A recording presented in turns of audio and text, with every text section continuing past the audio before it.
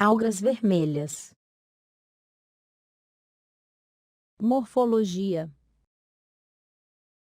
Rodófita é um grupo bastante grande e diversificado de organismos, que têm características diferentes entre si. Esses organismos podem ter várias aparências: talo ramificado, em forma de cilindro, ou como lâminas largas. Entre as estruturas das algas, podemos citar o talo, que é o corpo das algas marinhas, e o rizoide, que é uma estrutura análoga às raízes das plantas. No que diz respeito à sua estrutura celular, elas podem ser tanto organismos unicelulares, formados por uma única célula, até organismos multicelulares, formados por mais de duas células. Entre as algas vermelhas, existem algumas microscópicas e outras extremamente grandes, tanto que atingem um comprimento que excede a 1 metro. As algas vermelhas são peculiares entre as algas e únicas entre os filos das algas por não apresentarem centríolos nem células flageladas. Possuem pigmentos fotossintetizantes de cor vermelha, ficobilina. Possuem também carotenoides e clorofila, A. A substância de reserva das rodófitas é o amido das florídeas. Reprodução. Reprodução assexuada. Muitas espécies de algas vermelhas reproduzem-se assexuadamente por liberação de esporos, chamados monósporos. Quando as condições são favoráveis, os monósporos podem fixar-se ao substrato. Mediante repetidas mitoses, é produzida uma nova alga similar à planta-mãe produtora de monósporos. Reprodução sexuada.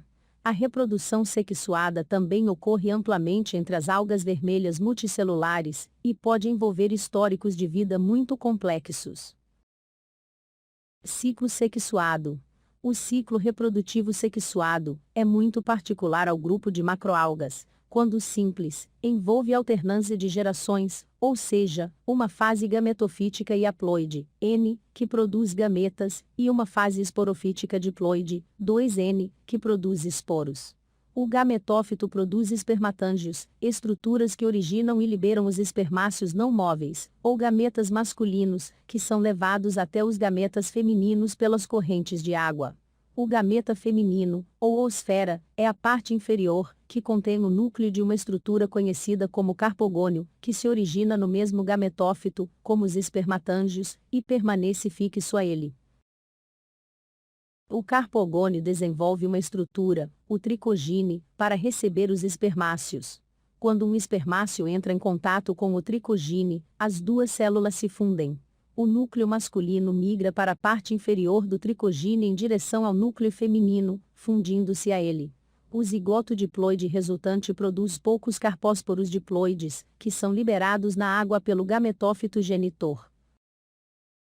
Quando sobrevivem, os carpósporos fixam-se a uma superfície, e desenvolvem-se em esporófito, que produz esporos haploides através da meiose espórica.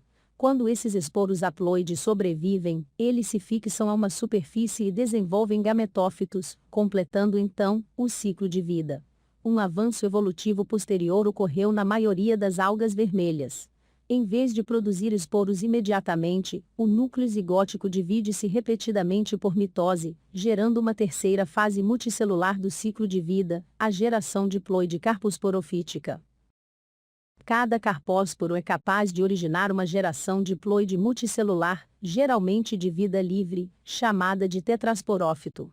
A meiose ocorre em células especializadas do tetrasporófito, chamadas de tetrasporângios.